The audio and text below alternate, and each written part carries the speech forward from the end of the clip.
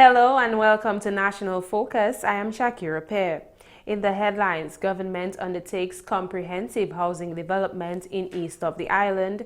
Agriculture Minister says government continues to invest in banana industry and rehabilitation work continues on the Grand Bay Youth Center. Details of the headline stories and more coming up.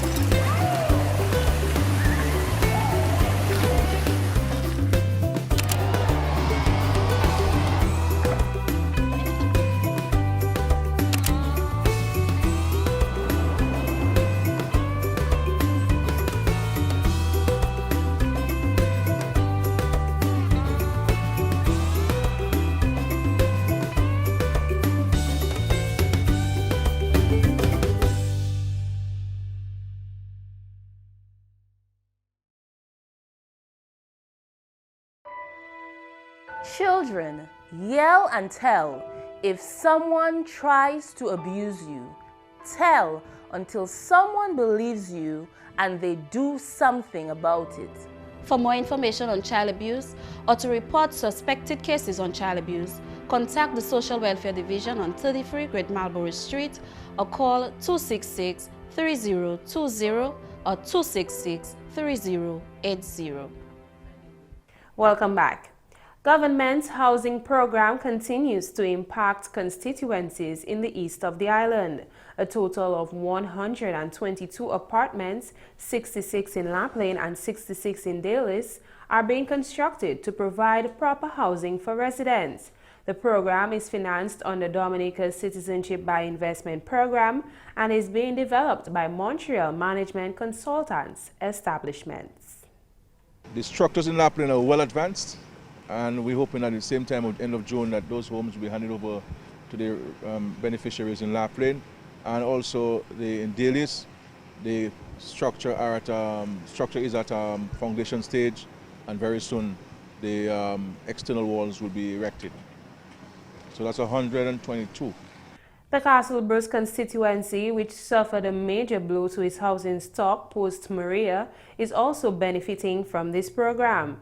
Prime Minister Honorable Roosevelt Skerritt, who is also responsible for housing, is pleased with the progress of the project. 122 apartments are currently being constructed in that constituency. 66 in Castle-Bruce, and Castle-Bruce is more advanced than any of these buildings. And we're hoping that, God's willing, by the end of early June, we can move in 66 families into those homes in Castle-Bruce. Some of them are still at shelter because we recognize that they will be beneficiaries of these apartments. So we look forward to them moving in very soon into those apartments. And of course, in Saint-Sauveur, we have another 66 units there, and we are pushing ahead with that. With that structure, and it will be ready by October, November of 2019. Following the passage of Hurricane Maria in September 2017, a comprehensive housing program commenced in the Saliwe constituency. Earlier this year, we saw the construction of 10 homes for residents in the Kalinago hamlet of Sinico. 10 more will be built in Concord. Housing in the Kalinago territory has always been top priority for government, ensuring that Dominica's indigenous people live in improved housing conditions. In the Kalinago territory at Kingston, we have made a commitment to build 200 homes.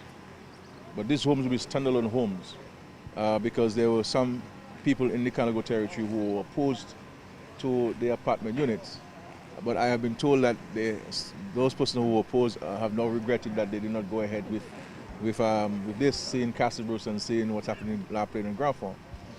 So we made a commitment to build 200 homes. We will start in the next month and a half the construction of about 50 of those homes in the Kalinago territory. We have done 10 and we'll also be laying down 10 in Concord. But we have identified lands for 51 homes in the Canlago territory, and we will be setting those homes very soon in the Canlago territory to the benefit of the people there. The Grand Bay Community Center, which houses the Village Council office and also serves as a hurricane shelter, is now being reconstructed. Chairman of the Grand Bay Village Council, Edward Regis, says the BNTF-funded project will include improvements to the ground floor to support a concrete roof.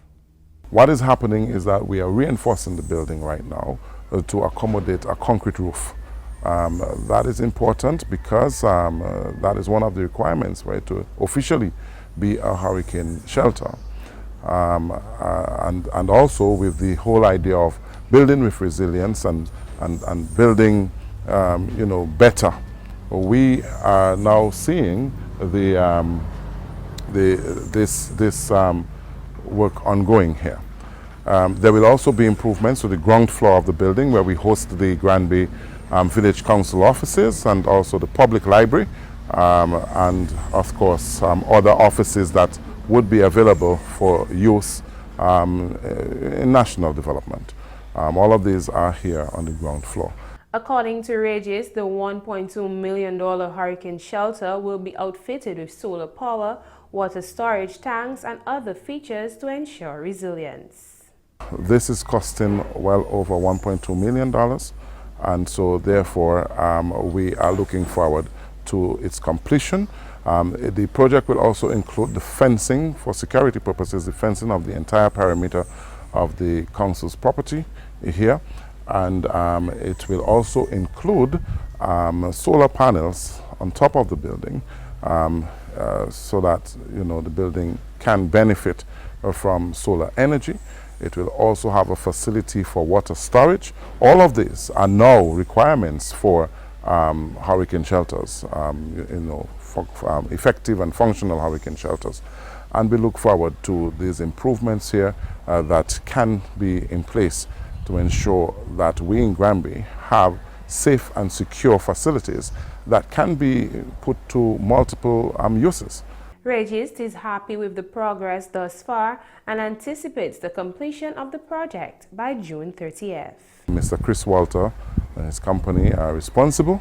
They are the contractors on this project, and they have subcontracted a local contractor, Mr. Bernard Noel, to undertake the works. We are very satisfied with what we're seeing, and we're looking forward to the completion by the 30th of June. The government of Dominica continues to invest in the development and strengthening of the banana sector, says Deputy Prime Minister and Minister of Agriculture and Fisheries, Honorable Reginald Austrie. Honorable Austrie, who was addressing a seminar hosted by the Inter-American Institute for Cooperation and Agriculture, ICA, stated that the banana sector remains an important part of the sector as it is a source of foreign exchange for Dominica. He noted that changes have to be made due to demands made by the international trading communities. We are challenged by the challenges of the banana sector, and we all know the importance over decades of the banana sector. And like sometimes when you're used to a particular way of life, it becomes very difficult to adapt to changes. But some of the pressures brought on us are not really of our own making, but the international community and the way that world trade is now being conducted and the standards and qualities that is being demanded of us. We have to begin to look at repositioning the banana and plantain sector. And just last week, we had some discussions with some farmers where we gave out some tools and some equipment. There's still core farmers in bananas doing very, very well. There's a very large regional market. New ways to assist farmers in combating climate change and diseases affecting the sector are being introduced by the government. With the challenges posed by climate change and the black sickle-toker disease, we have to continue to make changes and to do innovations and to do improvement in the sector. But bananas will remain a core activity for many of our farmers, and we have to find new and creative and innovative ways to realizing the improvement and the advancement of that sector. Honorable Austri added that over $1 million have been invested in the banana sector so far in a bid to overcome these challenges. The country has made some significant investments in that sector. In fact, just checking, we probably used up about $1 million in terms of disaster risk management projects, which are aimed to strengthening and integrating disaster risk management and climate change considerations in that particular sector. And it's obvious why this is very, very important to us. Hurricane Maria has taught us some serious lessons, and we have to learn by those. So we are investing very heavily in mitigating against those negative elements.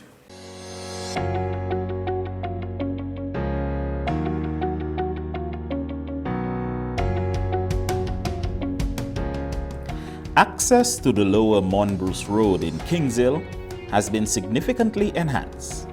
The Ministry of Public Works is currently engaged in the resurfacing of the roadway. Erickson Lewis is Senior Engineer in the Ministry of Public Works. We are applying a technology which is asphaltic concrete, 2 inches thick, that will be going through the lower Monbruce Road and also through Center Street. Once we are finished with that, and government is satisfied with the level of improvement that has been made, more will come. So today, yesterday, we completed about 50% of the lower Monbruce Road. Today, our target is to complete the entire section, and sometime from around Saturday to commence work on the Center Street. Shaakira Hippolyte is a frequent visitor to the community.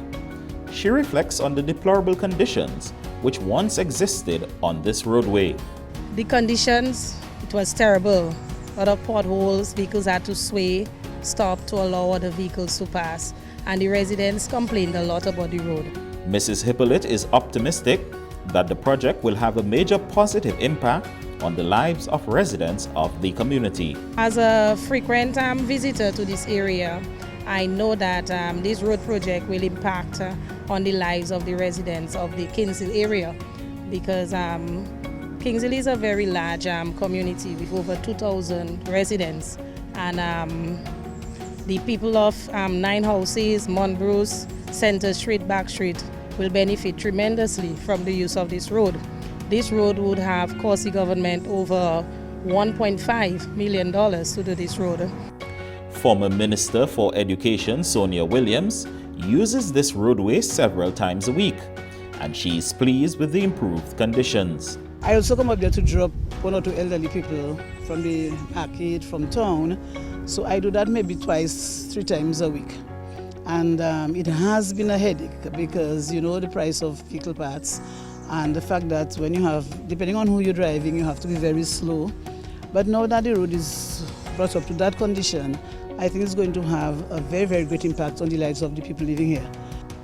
Ms. Williams has applauded the Dominica Labour Party administration for its efforts to enhance the island's roads. I really want to commend the government of Dominica because it takes a government with foresight and vision to see what your people really want and to try as much as is humanly possible to give them what they need, and we have to do that. It would be remiss of me to not to mention the Honourable Prime Minister. People are upset when you do that, but you have to, because in order to get the funds to build the roads and the schools, you need to have somebody who is a very good negotiator, and I think he does that very, very well. Tammy Jajak is from the KINGSHILL community. She remembers well the conditions of the roadway. It was terrible. It was filled with potholes, and then we have a lot of huge trees in the area, so the roots would pass under the road, and even in areas where it didn't necessarily have holes, the road would be very bumpy, so you would get quite a rough ride when you would pass on KINGSHILL Road. She's impressed with the resurfacing works thus far. Oh, excellent work, excellent work. This is a long-awaited project, something that I think the entire community of KINGSHILL will appreciate very much. and also the constituency of Roseau South by extension, because it's a signal that work is ongoing in the community, in the constituency, and other people in the constituency are looking forward to their turn. Meanwhile, Ms. Williams has these words of advice for motorists. When we see good roads, Mr. Matthew, we tend to take advantage of those roads and probably not always positively. So I want to warn our drivers to be careful on the road. They have to think of people's lives, they have to think of people's property and their own safety as drivers. Daryl Tip for the Government Information Service.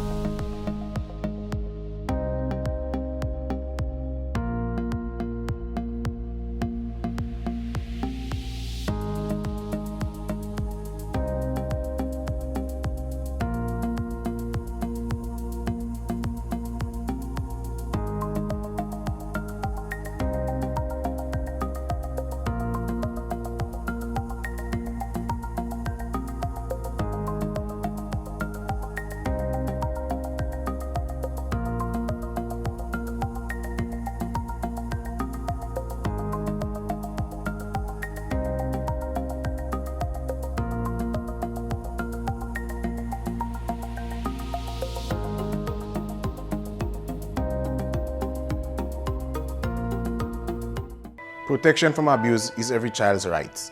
Everyone has a shared responsibility in protecting the child from abuse. Mothers, believe your children when they say they've been abused, and follow through with child abuse cases when they've been reported. For more information on child abuse or to report suspected cases on child abuse, contact the Social Welfare Division on 33 Great Marlborough Street or call 266-3020 or 266-3080.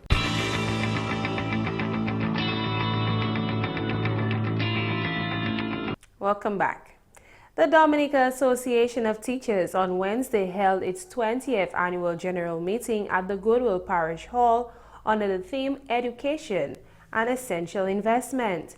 Minister for Education Honorable Peter Seja addressed the opening ceremony. Honorable Seja spoke of some new initiatives which will be undertaken by the Dominica Labour Party government to improve the education sector. I believe this is the time that we have to consider more than ever before where we can make major adjustments to the education structure and invest significant new resources to redevelop the system and to establish new pathways. Our focus, therefore, should be on processes, know-how, innovation, and how we translate this into school and classroom practices. The Education Minister urged the educators to be innovators. I urge you to see yourselves as an enabling force, enhancing the joy of learning and inculcating curiosity in our students, which will serve them well over their lifetime. Honorable Seja says government continues to invest heavily in education because it is seen as a fundamental driver of economic and social mobility. Assistance is also being made available to teachers to further their studies. Government has spent in excess of over $2 million in the last 2 financial years assisting teachers to earn their degrees. What better way to ensure our society's growth than to prepare our children for the future? And you are charged with that responsibility. In the past 15 years, we have set an unprecedented record for advancing the education of our children and young people in this beloved country. This contribution to education and the development of our human resource is unparalleled. Hundreds of Dominicans have completed studies in various fields of endeavor, and hundreds more are currently pursuing studies in areas of national priority. The Honorable Minister says he is pleased that the Ministry of Education has worked closely with the DAT in the pursuit of more conducive work environment for teachers. We must understand that for our teachers to give of their best, they must feel appreciated in the workplace.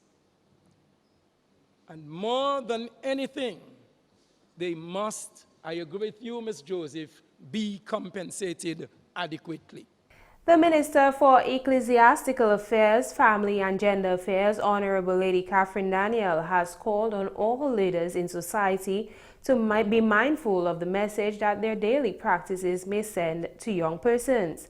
The minister, addressing a recent national consultation on addressing ills in society, commented that it is important for young persons to be able to rely on the adults in society to be positive role models. Let me take the opportunity as a member of the adult group to impress upon us adults the need to exhibit exemplary behavior at all times so that the youth do not lose faith in us. Sometimes we give our youth conflicting behaviors. In church, we behave one way. In the society, we behave one way. And so we confuse our youth. And that is why sometimes we find them not wanting to come to the churches because they are so confused. She says adults, especially leaders, must be careful not to discourage young persons from practicing positive behaviors. We don't want to discourage them or lead astray by the very people, as I'm saying, that they look up to for inspiration. So let's be straight in what we are doing. Do not let the youth ever have reason to look upon you with shame and disgust because you have failed to live up to the standards expected of you as a parent, pastor, teacher, mentor, parliamentary representative, or whatever leader you are supposed to be. The minister called on young persons to also take responsibility for their chosen path. She encouraged self-motivation and seeking out positive role models. To the youth, I urge you to find inspiration from your elders, but most importantly, be self-motivated, scrupulous, and ambitious. Set high goals and pursue excellence. Tell yourselves, I will never be a burden on society. I will rather be a catalyst for the good of society where the peace, safety, and well-being of citizens takes prominence. Director of the Dominica Social Security, Janice Jean-Jacques Thomas, is reporting that the DSS had bounced back remarkably after suffering a significant blow following the passage of Hurricane Maria in September 2017. Thomas says the renovation of the building is ongoing as the physical structure was severely impacted. She gave an update on the ongoing work at the DSS. We are right now in the final weeks, I guess, of having our renovations completed.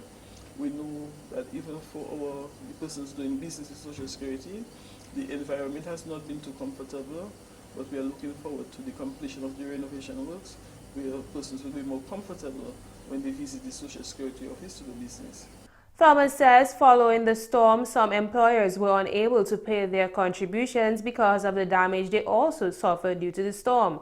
Thomas is pleased that business is back to normal and employers are now paying their contributions regularly. Rather than seeing a decline in contributions which we had anticipated, we have seen an increase in the number of employers making contributions and also in the quantum, the amount of contributions that we are receiving. The director says payments to pensioners were always on time despite the challenges faced after Maria. Notwithstanding the damages we suffered, we ensured that our pensioners continue to be paid on time all the time and even beforehand. So we pride ourselves on the service that we give our pensioners, and notwithstanding our discomfort as a staff because our renovation works has been very slow, we have been able to continue processing our claims and paying our pensioners on time. You know, sometimes many of our pensioners say the pension that they receive from Social Security is so reliable that they can actually put a pot on the fire and wait. Well, even after the storm, we ensured that that could still be possible, that pensioners continue to receive their pensions on time. Coming up next, your tip of the day.